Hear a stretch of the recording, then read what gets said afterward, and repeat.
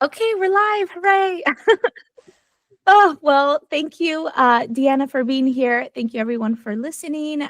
We're back on the Calm Balm podcast. I'm your host, Raquel Sands, and I'm going to talk with an awesome person who I found via her name escapes me, but the podcast, The Nope Coach. Suzanne Kohlberg. Suzanne Kohlberg. Yes, yes. And so I just love finding people who are cool people and like-minded on the web, especially in such a time and place that feels very saturated, very overwhelming. So yeah, I'll do your bio and then I would love to turn it to you and in your own words, tell me what you do and what you love and all this good stuff. So Deanna Seymour is the founder of The Playhouse, a grassroots business collective for free-thinking entrepreneurs who want to grow their audience without the hustle. It's a 24/7 dynamic platform where you'll find your people, amplify your visibility, and build a steady pipeline of leads and opportunities through community collaboration. With humor, empathy, and real talk, Deanna helps folks feel more comfortable in their own skin so they can have fun growing a sustainable and profitable business. When she's not hosting a pop-up networking party, which is how I found her, or co-working, she's probably making GIFs, please, I don't know which, hanging with her fam or sneaking in some Bravo shows. That's awesome.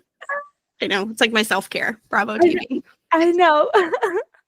So how did you, in your own words, I guess, what does the Playhouse mean to you? How did it come to be? What is a day in your life? Like all the things. Gosh, I love that. Well, the Playhouse is really built from me in business, going from being an art teacher to wanting to escape that. I was an art teacher, so like trying to be a light in a broken system is very hard. And after 13 years, it was a hard struggle because I really loved my students, but I just couldn't with the whole system anymore. And I left and I was like, you know what? I all along had a million like little side hustles because, art teachers, especially before kids, I had off in the summer and I just had more time on my hands and I feel like I would dabble in different things. So I was like, I'm going to start a business helping other people start their businesses. And it was kind of lonely. Like my coworkers are growing. I'm like, freedom. It felt good for a while to have the quiet. Right. And then I was like, okay. And then also in online business, I feel like there's lots of people out there trying to convince you that you don't know what you're doing so that they can sell you something that will help you get rich quick. And I fell for a lot of it. Yeah. And so then I was really passionate. I think the teacher in me was like, okay, you know what? We need to like give people a heads up. This is not what we need. No. You do not need to spend this much money. I mean, you can eventually, but when you have the money, because like, I just hate to see people spending money they don't have. That's right. Or dreams that like probably aren't going to come true. And I'm not saying that you can't start a business and have a great life and do that. Like, right. When you're on the sales page, that's like, you're going to be drinking a pina colada on the beach, not working, but somehow getting free money. Like you're just going to have it like shower down on you. No, like it is work. And and also then as it evolved, I was like, people are feeling bad about the work. Like then it almost makes you feel like if you're working hard in your business, something's wrong with you. Right. Because those sales pages make it look so easy because they just want your money. Like it's this whole weird web. So I was like, all right. That's right. Stop. Time out. I was Zach Morris. If you ever watched Saved by the Bell growing up, like time out. Yes. I was like, okay, I need to talk about this and I need to make a place that is like a safe space for business owners to work together. Love it. Yes. Because when I also worked with people on like marketing ideas and we would get into it, they felt a lot of pressure to show up on social media, make a podcast, do a blog, do a thing, like spread in a million different directions. Right. And when I would ask, where do most of your clients come from? That's right. They would always say word of mouth or referral or they knew somebody. Like rarely does someone say, oh, they found me on Instagram when we're little, like, because we're all just little one-person shows Right, just right. trying to do it. And there's only so many hours of the day. That's And I right. know people say everybody has the same 24 hours. That's not true. If you have a gardener and you have a chef and you have a Right. driver and you have a babysitter and you have a nanny, like, no, Please, we yes. don't. Wrong. False. I see what you're trying to do there, and it's not true. That's right. And so the Playhouse was really just built as a way for me to be like, okay, we're all struggling. We're wasting money. Yeah. We know how we get clients, and it's through making friends. So Yes. let's build a Playhouse, and we'll all hang out together, and we'll learn from each other, and we'll hire each other Amazing. when we need help Amazing. on the things we actually need help on, Help. not to solve some problem we don't even have and get promised millions of dollars. Oh my gosh, yes, there's so much there. So a couple things. Art teacher, like, did you know you wanted to be an art teacher? Like, that question of like, oh, I always knew when I grew up. I would like play art teacher when I was, I mean, I wanted to be a teacher, and I was always artsy. So yeah, I mean, kind of, or an artist. And then I feel like in college, maybe my parents sort of said, art teacher, get a real job, which sometimes I have regret over, because I'm like, oh, what if I had just like say that really went into like photography, was what I was originally majoring in. So it's okay. My life is fine. But it's interesting how those little pressures like change your path. I think. Yeah. And so that was going to lead me to my other question of like, so then making your own thing, starting a business, like what was it that said, okay, now's the time? Because I know you said a little bit about the system. System is brutal. Online business has a different system, like the web of chaos. And so like without knowing that, but what made you say like, okay, now's the time. I'm going to take a chance on myself and let's do this. Well, so, okay, I kind of mentioned that I had a bunch of side hustles while I was teaching. Yeah. So those were like, I had a craft business called Missing Monsters, where people would fill out like a little Mad Lib. Also, I'm like totally dating myself, but this was like really before the internet. Like it started in Richmond, where I live in Richmond, Virginia, as postcards that I would like put around town, and people would fill out a form. Oh my God. And I had a P.O. box for them to like mail it. Yes. And then I would, it was like, you know, when people are missing their dog and it's like missing dog. Yeah. Is blue eye, you know, whatever spots, whatever. So they would just missing monster, describe their monster in a little Mad Lib. So cute. I would sew it, make it like a little stuffed animal, and then take a picture of it somewhere in Richmond. And then call that, like I would call them on the phone. Literally, I sound like I'm 100 years old. I love it though. I love it. Bring it back. I know. Because it would say like, if found, call, and their phone number. And I would call and be like, oh my God, hey, I'm Deanna. Like, I found your monster. Oh my God. And, you know, like whatever, we would like arrange for them to pick it up. I worked with local businesses called monster shelters. And so I'd be like, okay, it's at Sticky Rice, the sushi place. And so they'd go pick it up at Sticky Rice. And it was like a whole little. That is so awesome. But yeah, it was so fun. And it was like, I'm the type of person who just moves on to the next thing and doesn't really celebrate it. So looking back, I'm like, that was really cool. That was really, who does that? Like the way I'm just hearing it, I'm like, it's an adventure in and of itself to get the little thing. Oh yes. And it was successful. Like it was in Richmond Magazine a couple times. It was in a parent magazine in Richmond. So like, but I was also a full-time teacher. And so it was hard. Like that was like getting kind of busy. At one Christmas, I had to like hire a VCU kid to like help me sew, because I was like, okay, what? Right. It wasn't enough money. And maybe there's people listening who kind of are straddling that line of like, I want to do something myself, but I have to 100%. pay our bills. Right. And so it was like, do craft shows in the summer, but then school starts and I'm busy, and then it's Christmas, and it's like, that's kind of hard because I'm busy at school and it's Christmas. So it was never like enough. Yes. And I honestly, now looking back, what I know in business, it was not priced profitable enough to do that. But I've always struggled with pricing because I just love people, and I'm like, well, I want everybody to have a monster, but like meanwhile I'm losing my mind and like not profitable probably.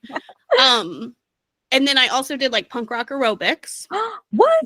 I know. The most original ideas. I just love this. Before ChatGPT. Yeah, all me.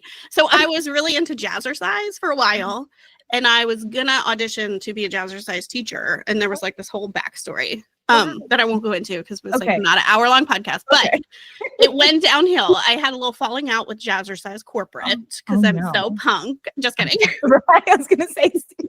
And I was like, all right, I'm gonna start my own punk rock aerobics. And Right. again, it was like medium successful, you know, like it was fun. And Yeah. honestly, it was successful too because I was working out and moving my body and having fun. And Yeah. that was another one. And so I felt like it wasn't scary for me to start this one because it was like, okay, I know what I'm doing. Yeah. I know that I can start things. Right. It's like the follow through and like I also have ADHD. So sometimes that I think which I didn't know at the time, like I'm late diagnosed. So I'm like, okay, that makes a little bit of sense with my lack of follow through sometimes. But then I was like, what if I helped other people start their journeys? So I started with websites and branding, and I still do branding. But really building that community. And when I look, like you just said that about Monsters, the experience. Yes. I love people. Like it's never just been like in the punk rock aerobics. Like how can I like do something fun but bring people together? I love it. Another thing I did was you know those like 1-inch buttons. I feel like punk bands have 1-inch buttons. Yes. So I did a thing called Pin Pals, which was people signed up. By this point, we're on the internet. I'm so fancy. I know.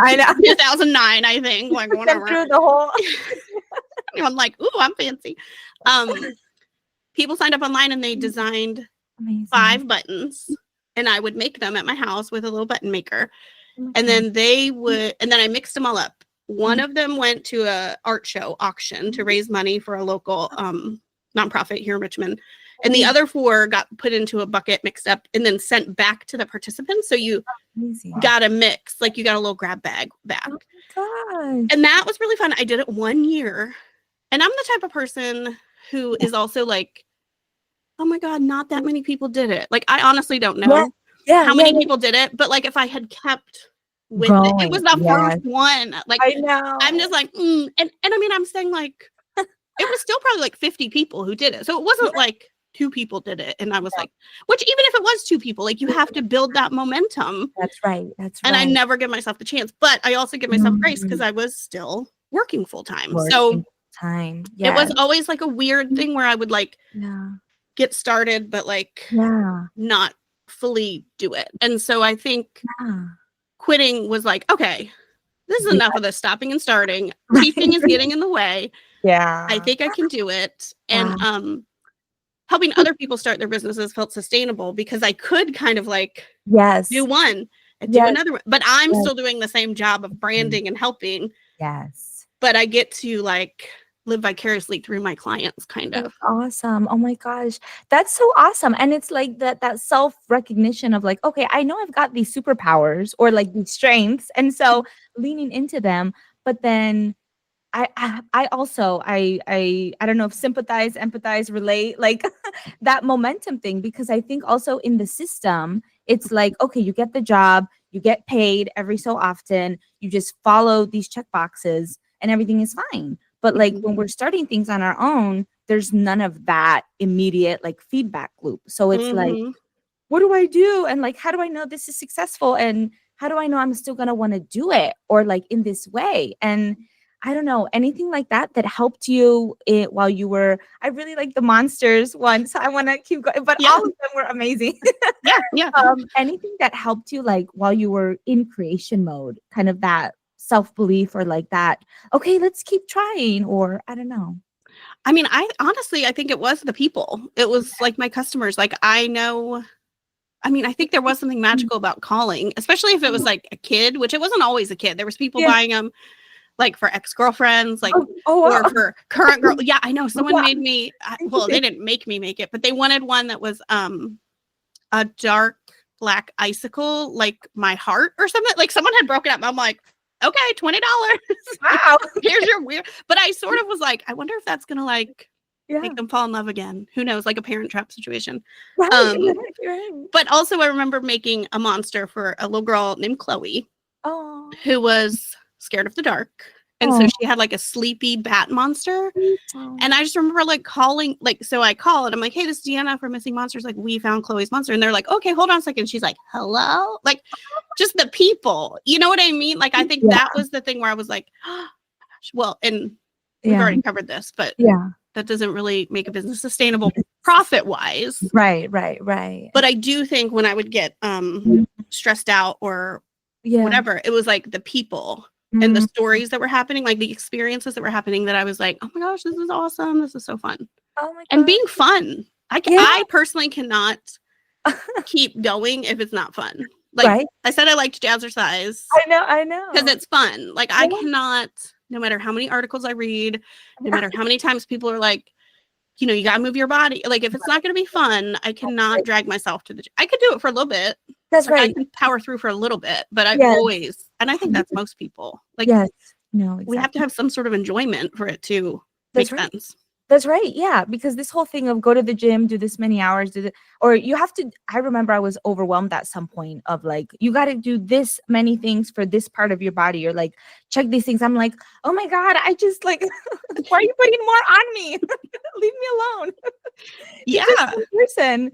And that really hit hard when you were, you know, the nanny and the 24-hour thing, because who even if we did have all of that also, like you still got to manage those people. You got to manage yourself. It's constant. Like I'm my own baby, and like, I don't even have a human baby, and I stress myself out. So.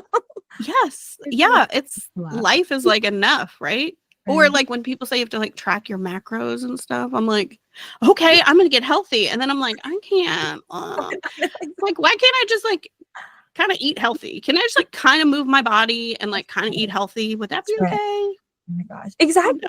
Yeah. Exactly. And I love that. Okay, let's put that in the business. So like kind of make it successful and like living like me. That's literally where I'm at. I still do contracting and I'm still doing my business. I'm literally in the middle, trying to make what does sustainability look like in the business while trying to not just throw myself, because with this economy, I'm also like survival is real.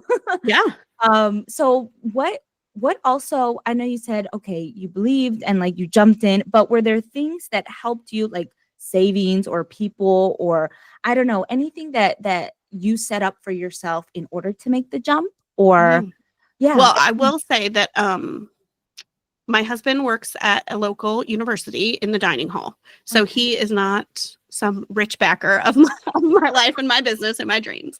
And I was a teacher, so like nobody was bringing home the big huge dollar bills at the time. And I mean we still don't.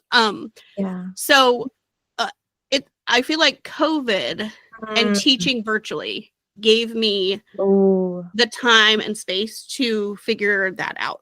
I always feel like a little bit guilty about it, because I know that COVID was like a really hard time for certain people, but I do feel like certain people had a job or a situation where 100%. it was a situation where we were like, oh, I'm still getting my paycheck. Both our kids were home because they didn't have daycare, so we didn't have to pay, because we had 2 kids in daycare.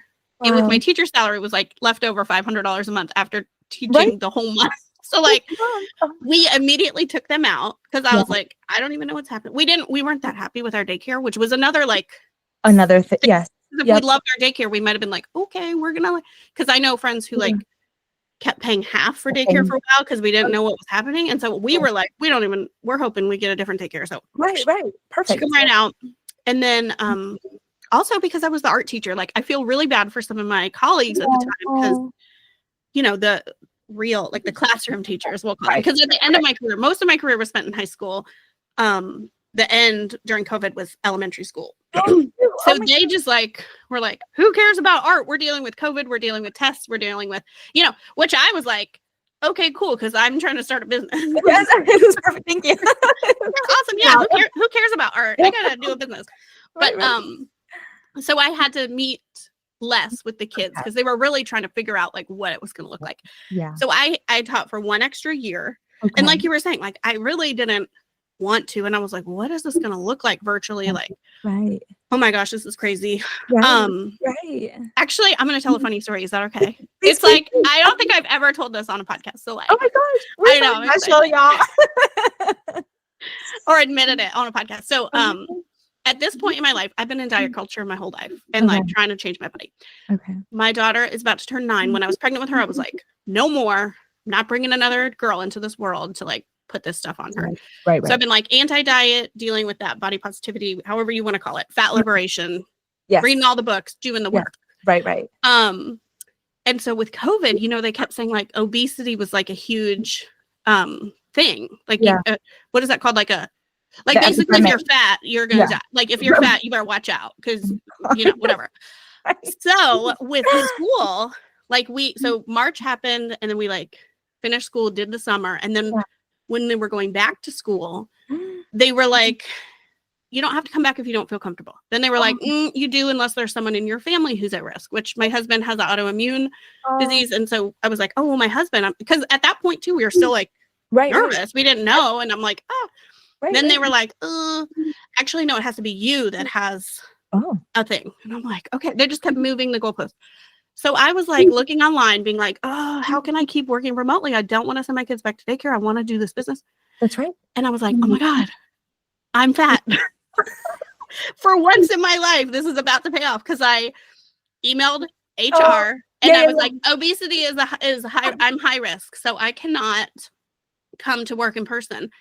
And they were like, well, you have to go to the doctor and get a note. And I was like, I'm going to the doctor to get a note because they tell me every time I go that I need to lose weight. So they're going to go this time and they're going to tell me that I can't go back to school. And so it worked. And I mean, it was true based on the CDC website. And like, y'all been bullying me for years about my weight.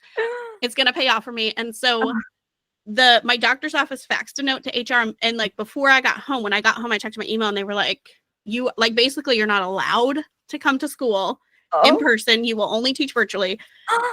And it was amazing. Like I used to get off school at like 3:00 and I was done teaching by noon. So I had a full like 3 hours back in my day to work on my website, work on my business. And then that was my last year teaching. But it was just kind of funny. I was like, well, this is perfect revenge for all the years.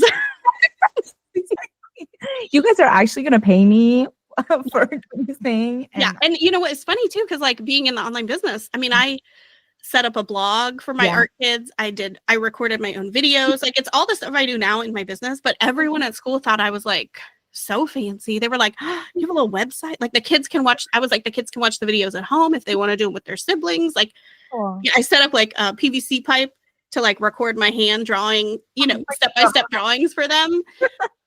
But it was perfect because I could like share my screen, show them that drawing and still be like kind of working while I was working. Like, I guess what I'm trying to say is that's a lucky circumstance where I was fat and I always am like, too fat. Sorry guys, too fat to go back to work. Can't do it.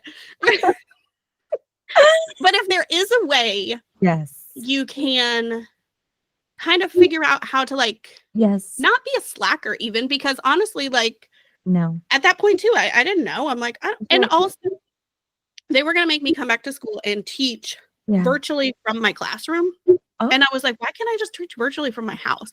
So that was the thing. Like it didn't mess over any of my coworkers because I wouldn't have like, usually when the teachers drop kids off at art, they get their break. Right. But they weren't doing that because of COVID. They were calling the resource teachers me like I would have been a super spreader because every kid in the whole school would have been coming through my room, like using my supplies. Like it would have been a germ nightmare in the art room, which it is, I feel like even not with COVID, it's always a germ nightmare in elementary school art room.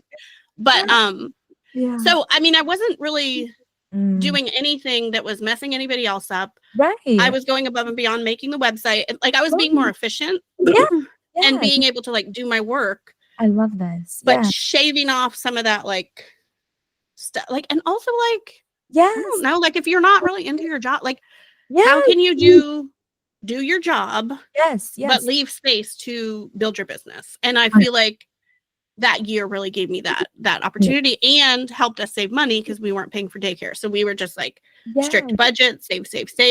And budgeting is another thing that in the past couple of years we've gotten really serious about in my house, which I'm afraid I'm going to give my kids like a money mindset issue. But I also talk to them a lot about sustainability and like we don't need crap every day, every time we go to the store, like that's right. boxes. I mean, we're still not the best at it.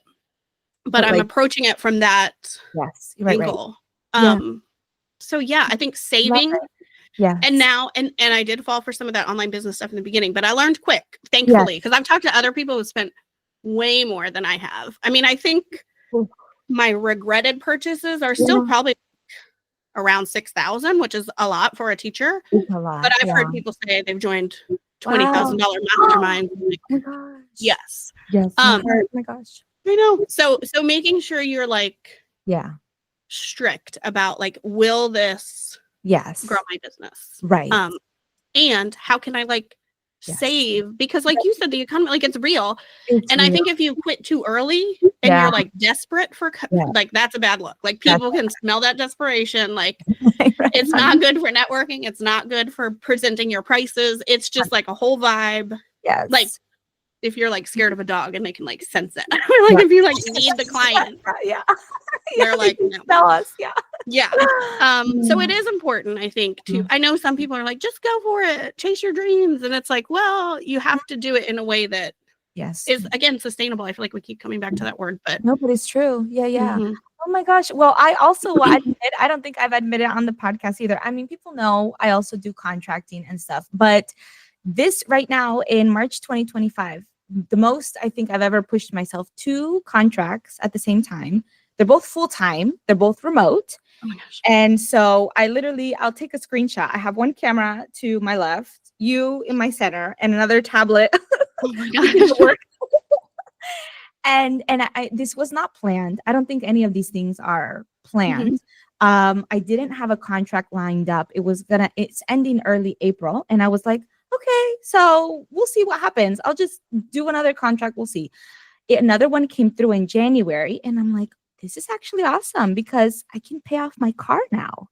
Yes. I can pay off my car completely. And the business has had to take, a bit, but I'm like, I'm willing to do that in the short term because the long-term payoff is I can take a pay cut. We can move. Yes. More flexibility and more business time. So right now it's like you said, the sustainability. Is this not ROI, return of investment, but like, is this going to be sustainable? Is this going to help in the long term? Is this going to help in the moment? Like what's going to help and make it make sense so that we're not, there was this, I think the guy's name is Ramit, how to make you rich or something. And he's like, cutting back from avocado toast isn't going to make you rich. And I'm like, exactly. Like, you know what? I do listen to him and I like him. I like, what does he call it? Like your money map or something. Like you get to decide, like if you really care, like people are always like, yeah, like you said, like skip avocado toast, don't drink lattes from Starbucks. And it's like,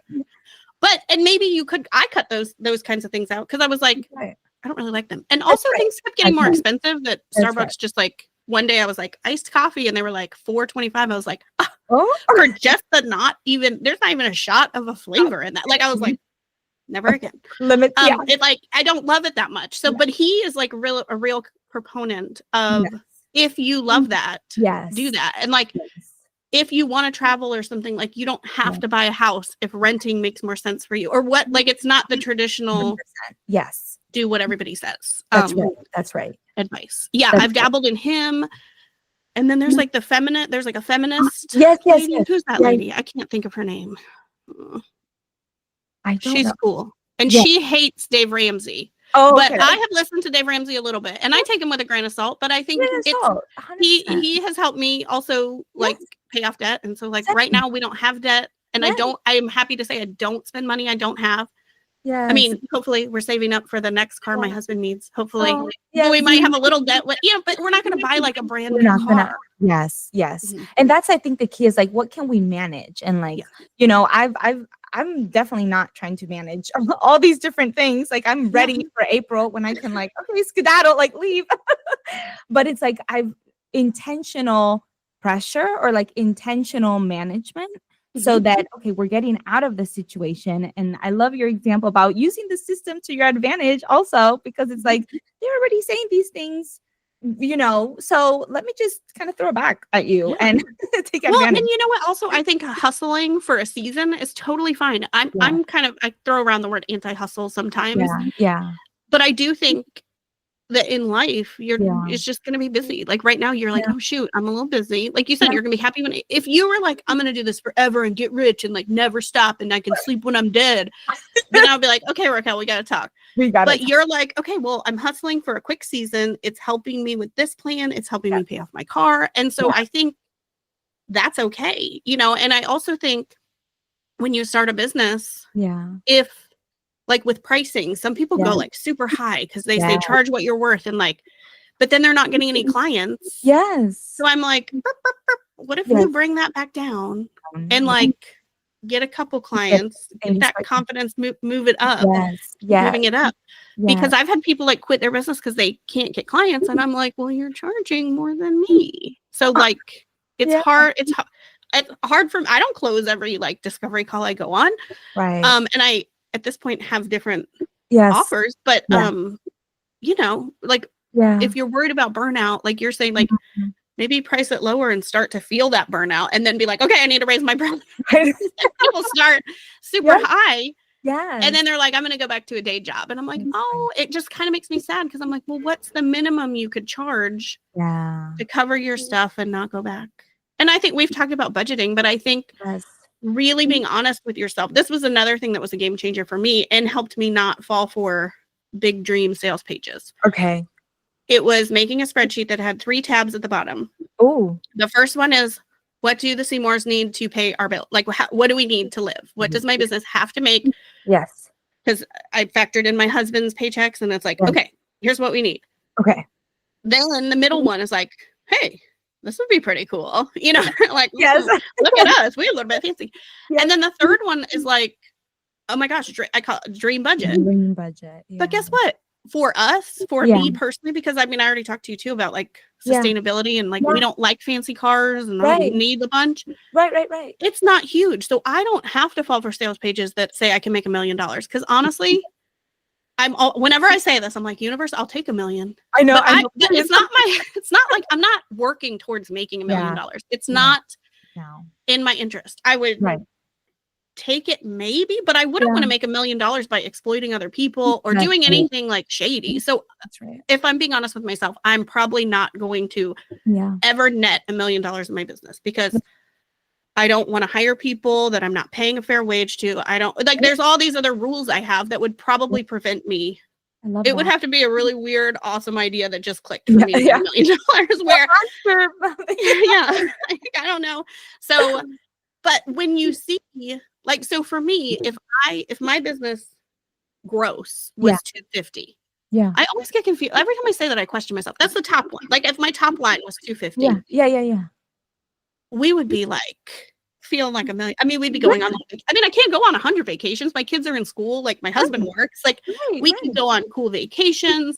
We could save for retirement. We could maybe pay off our house early. Like, that's right. But when you say 250 to somebody in online business who makes their money off of people spending money to make money, they will tell you things like, well, you're just not dreaming big enough, or you have a money mindset issue. And I'm like, no, I've crunched the numbers, like 250. I mean, because my husband still makes money. So like, it's like, no, you don't know where I live in Richmond, Virginia. You don't know when I bought my house. You don't know my interest rate of my house. Like we would be fine with 250.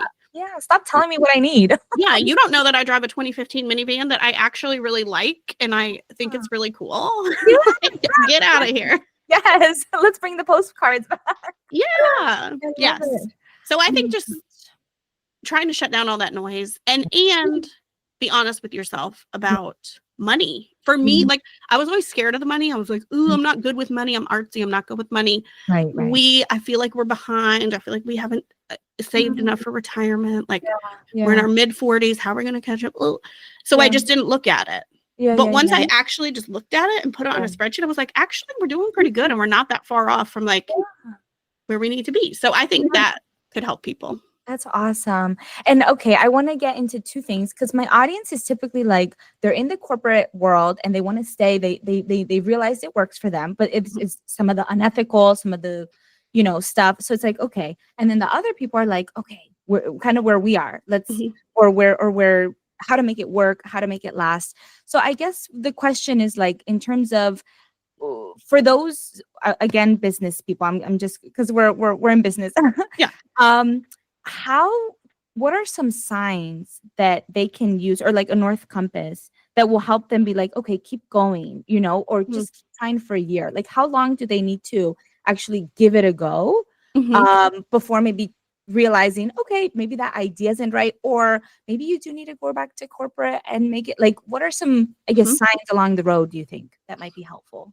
I like that. Well, I think if you do the spreadsheet of like, okay, bare minimum, what do I need? Especially if we're taking this lens of like, we're in corporate, in my mind, corporate, because coming from being an art teacher, I'm like, corporate people, they're rich. Like, oh my God. Like, so like decide if you're leaving a fancy corporate job, like how much do you actually need to, because it might not be reasonable for you to immediately be like, well, I'm going to replace my corporate. I mean, maybe if you need that full corporate salary to live, right, you might, but like get serious about like, yes, what do I actually need? Not just like what I do now. Right. So I would figure that out. And then I would start figuring out what you're selling. Like, I think we overcomplicate business. It's like, business is just, I can do a thing for you. Do you want me to do it for you? Like, there you go. I'm in service. I'm a service-based business. So most of my beginning stuff was graphic design, like social media posts, stuff like that. Yeah.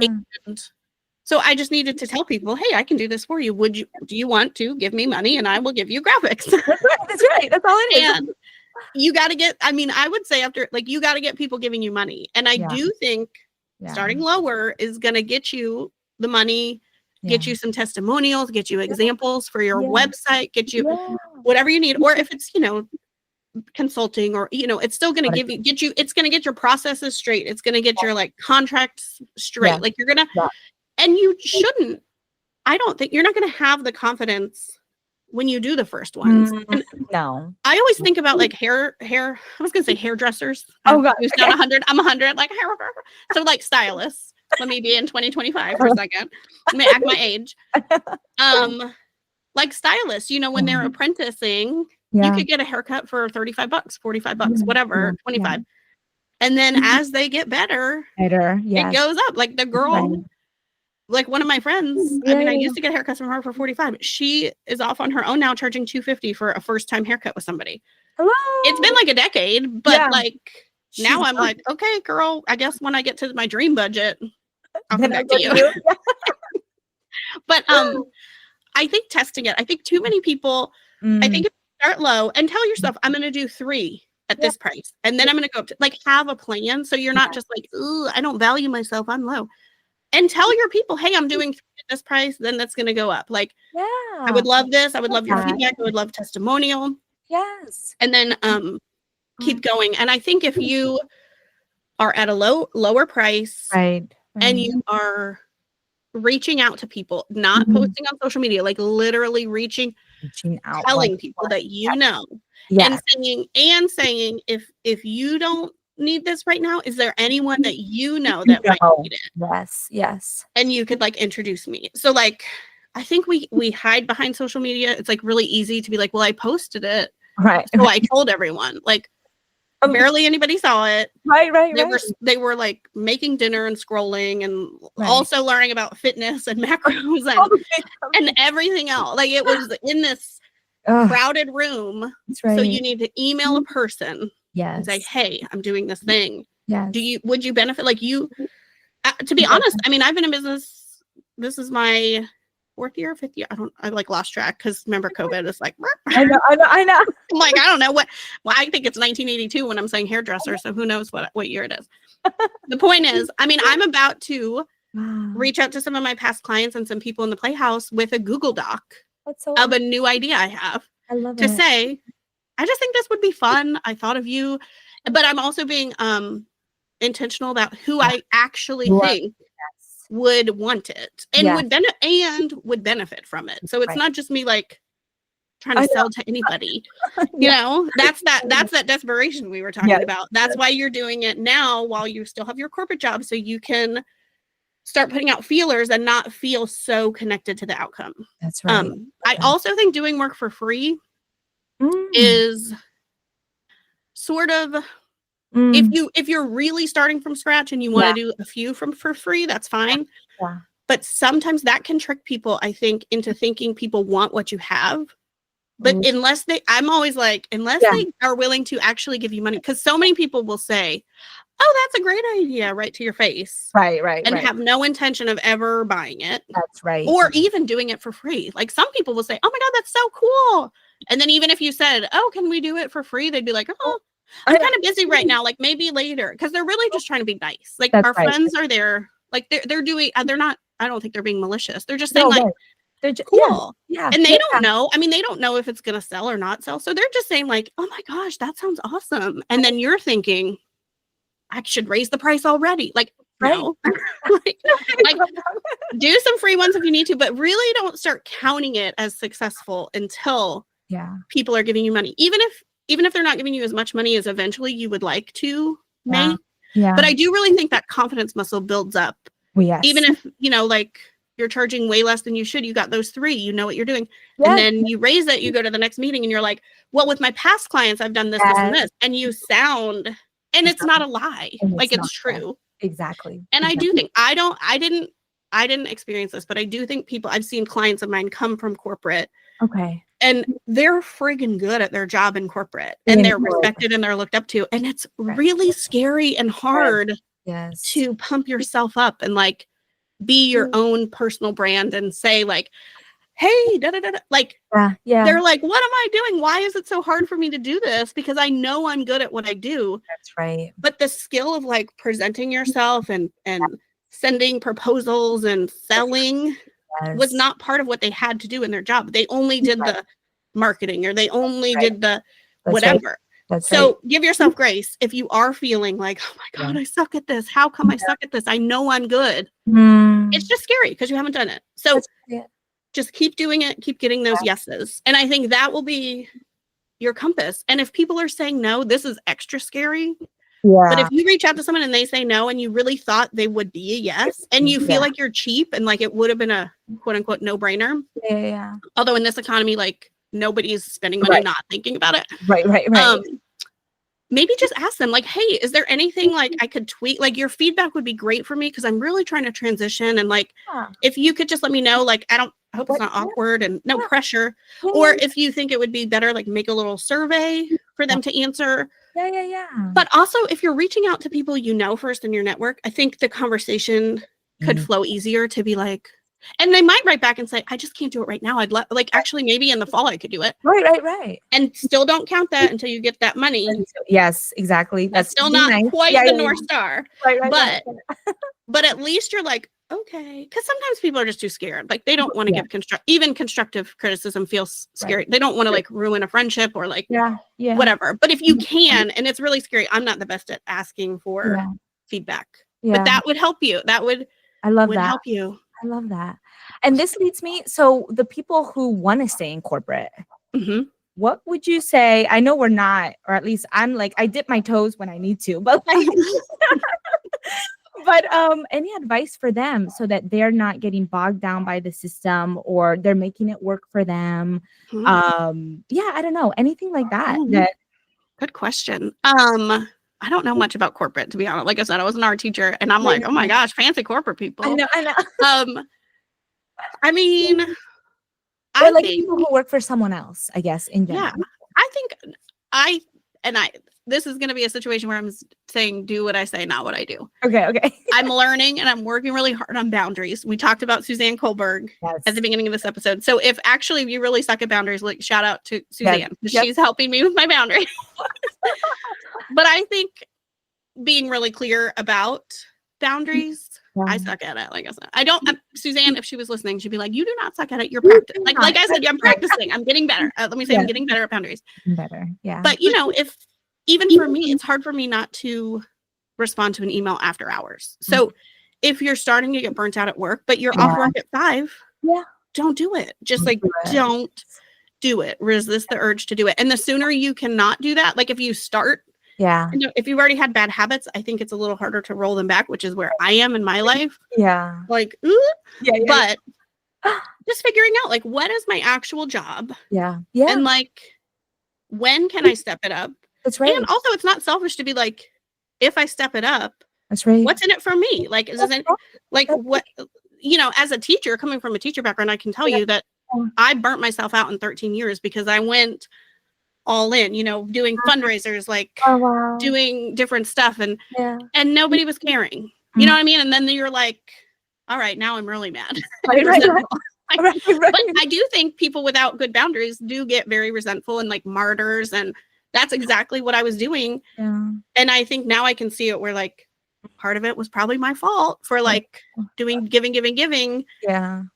So just keep an eye on those boundaries, I think. And if they haven't listened to the Nope Coach, it's a great, like Suzanne just makes it sound so easy. People who are good at boundaries make it sound so easy. I know. I'm like, oh, you just say like that doesn't work for me, and then like, and then that's it. I know. I'm like, weird. You don't like ramble for 5 minutes, being like, oh my god, I'm so sorry. Blah, blah, blah. Like, and then at the end say like, never mind, I'll just do it. It's fine. I know.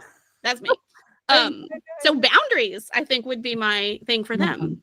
I love and that. I think that was probably a little bit me. I mean, I had to get a doctor's note to have my boundary, but I was like, why do I have to come in to teach virtually from my classroom? And they were like, and I was like, and so I had to like work the system a little to enforce my boundary. Yes. And you stuck true to yourself first and foremost. Yeah. You're like, I'm not backing down here. And that's the hardest part, I think, is like, that's half of the journey is like, we're sticking to our guns here. Yeah. And I mean, I've had situations in my life where sticking to my guns has meant losing a friend or doing, so there's like a real fear with that too. So if you're struggling, like give yourself grace for that, but also like that doesn't mean the next time you do a boundary, it's going to end up the same. Oh, I love that. And I totally forgot to ask you, I know we're running up on time, but like what media, and that could be book, show, movie, music, changed or shaped your life in some way, and how? Well, my community is called the Playhouse. So I'm going to have to shout out Pee-wee's Playhouse. Clearly I'm old and I've been talking about the 80s. I love Pee-wee's Playhouse. And the reason I love it is because, I mean, a kid growing up who wants to be an art teacher, like it's a dream come true. Yeah. But also it was like, as an adult looking at it, I'm like, oh my gosh, it was innovative. Yeah. It was fun for kids. Yeah. It won Emmys. Like it was this crazy cast of characters and a lot of Paul Rubens' friends who participated, and I've read books and stuff, so I'm like a little bit of a geek about it, but like they were experimenting as they created it. And so I'm like, gosh, that's so fun. I mean, I'm going to be experimenting by sending out this Google Doc with this new idea I have. So just keeping that like fun. It's not all, it doesn't all have to be so serious, but it can also, just because it's fun doesn't mean it's not good. Like I love that it won Emmys, because I'm like, I think people think you have to either be professional or be fun. And I am here to be like, no, that's right. We can be both. And it's really like the inspiration for the Playhouse I'm building for business owners. Like we can do it together. We don't need $1,000 course, like $1 million courses. We don't need big masterminds. Like we know what we need to do. Right. We just need to like support each other and help each other do it. That's right. That's right. Yeah. And that leads me this whole scarcity mindset, and like, oh, if they're doing this and they're doing that, and where can I? And like, there's not enough for all of us. And then the pricing, and it's like, you know what you need, you will get what you need. We all will get what we need. Now, the 1% or the 0.1% don't agree. Like they're in their own racket thing. Yes. We're not them. So no, we can do it. And like, it's just so fun to see people in there meeting each other, and like, I don't know, like a welcome. When you join the Playhouse and you say, you fill out your profile, it's like, what do you do for work? What do you do for fun? And it's just so fun to see people be like, oh my God, let me see pictures of your cats. Like, oh my gosh, I love to paddleboard, or, whatever. And I'm like, yes, we're people who have businesses. Yes. Especially when you're doing it by yourself. And I think once I bond with someone on something like a pet or a show I watched when I was little, then I'm just more likely to be like, oh my gosh, you're my person. We're friends. So when I hear somebody talking about needing somebody who does what you do, that's right, you're top of mind, because we're like friends. That's right. That's right. And that's really all building a network is, right? Like making friends. I think we overcomplicate all of it. Like, that's right. Just make friends and sell your stuff. Can I just say, boom? That's all it is. Oh my God, I know.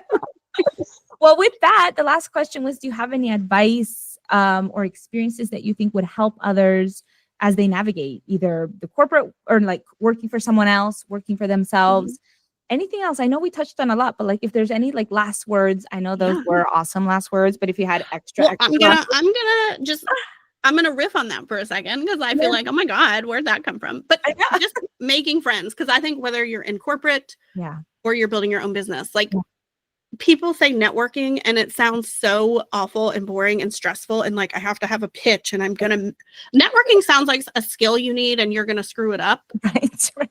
But like just talking to people you work with, like Yeah. saying hello to the person in the cubicle next to you or Yeah. anything, like Yeah. it doesn't have to be networking. Right. So if you just reframe that word Yes. as making friends, Yes. saying, how was your weekend? Yeah. And then you're like, oh my God, really? Your brother's kid goes to that school? Like my kids go to that school. Oh my gosh, that's crazy. Like, and then you're just talking. And then in corporate, you'd probably know what each other does. But like right. outside, you could be like, wait, what are you doing here? Like, oh, okay. Like you're a copywriter. Oh, well, I'm a graphic designer. And now all of a sudden, Yeah. I've been looking for a graphic designer, or my clients always need, like I give them great copy, but they need images and I can never find, so now I have a referral partner without saying, I'm a graphic designer who helps solopreneurs, da, da, da, da, da. And they're saying, I'm a copywriter who da, da, da. And then we're like, let's refer each other. Like, that's not really how it works. And so that's why I think people think, oh, I don't like to network, or I can't network, or I'm too introverted to network. That's right. I think that's my big advice, because I think that would help you in either world. Just make friends. I love that. Oh my God. And yes, and ultimately it's just making things simpler for ourselves. Like it feels hard, and the world, the society, the structures make it like, oh my God, you have to do it in this way and this thing. And if you don't do it in this way, and it's like, actually, like, really at the very base of it is you just have to like meet people. I don't even care if you don't want to make friends. If you're like, I already have friends in real life, which I would also argue that business friends can be real life friends or whatever. Thank you. But even if you don't want to make friends, I'll just say meet people. Yeah. The more people you meet, not counting social media, I don't count that. Like, I want you to meet some people. Yeah.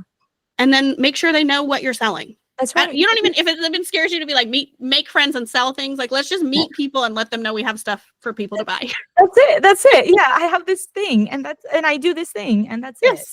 Yeah. I love that. I love it. Oh my gosh. Well, where can people find you? All the things, if you're online or if you're offline or wherever you are. No more postcards. Just, we don't do that anymore. So I guess I'm really hype about the Playhouse this year, and it's super affordable because I wanted people to be able to go into the Playhouse and give their money to the people in the Playhouse for tangible help. So it's not some expensive membership that you have to join. It's very low cost. And I think the return on investment is going to be you not spending hours and hours and hours posting on social media, but actually creating connections inside the Playhouse. So I would send people to jointheplayhouse.com. Cool. That also links to my site, which is deannaseymour.com. But the Playhouse is the perfect place to start if you do want to make more friends and sell your stuff. That's right. Exciting. Thank you so much, Deanna. Well, thank you everyone for listening. And I guess that's it for this time. And talk to you all later.